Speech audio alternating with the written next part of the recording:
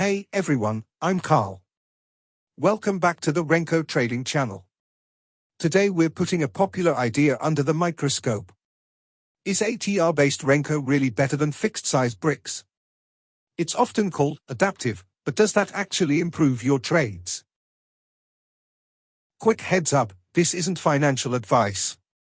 Nothing on this channel is a recommendation. It's all about experimenting, educating, and improving our trading logic together. Let's dive in. ATR-based Renko calculates brick size dynamically. It uses the average true range over a set period, often 14, to set how big each Renko brick needs to be. The idea? When volatility expands, bricks get larger. When markets quiet down, bricks shrink. Since ATR-based brick sizes change with market conditions, you might be wondering, how do I pick the right size in the first place? I actually made a free Google Sheets calculator to help with that, and if you missed that video, you'll find the link in the description below. Let's compare two Renko charts using the same asset, Apple stock. On the top, we have fixed-size bricks, set to $2 each. On the bottom, we're using ATR-based bricks, calculated with ATR 14. Watch closely. The fixed-size chart creates a consistent pattern, each brick is the same, no matter the market's mood. Notice the ATR calculator Google Sheets, the brick size was smaller the day before. If we applied the brick size from the day before at 3.53, see the difference in the chart pattern. But the ATR-based chart adapts.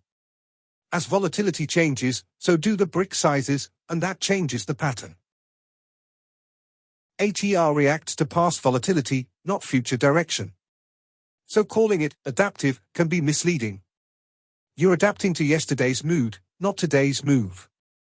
That's not necessarily a bad thing, but it's important to know it's reacting after the fact. Use ATR-based bricks when you want the brick size to reflect current market conditions, especially in highly volatile stocks or crypto. It helps smooth out unpredictable price swings and keeps the chart relevant to recent volatility.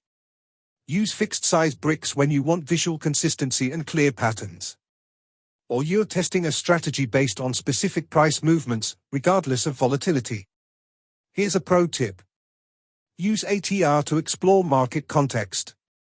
But switch to fixed-size bricks when it's time to act on the signal. So, is ATR-based Renko really better? It's not a yes or no. It's about fit. ATR gives you smoother signals and fewer whipsaws, because it adapts to recent market conditions. If you value consistency and transparency, fixed-size bricks might give you the control you need. Test both. Measure the drawdown, the win rate, the feel of the trade. And remember, ATR reflects past price behavior, its value can change daily, which means the Renko chart may repaint and look different in hindsight. Again, if you want to learn more about brick sizes, check out my ATR Brick Size Calculator video. It walks through how to find your ideal setting. And if this breakdown helped, please consider liking and subscribing. It tells YouTube to show it to more traders like you. That's a wrap on today's breakdown. Thanks so much for watching.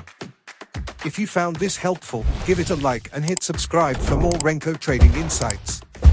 Don't forget the bell icon, and I'll see you in the next one.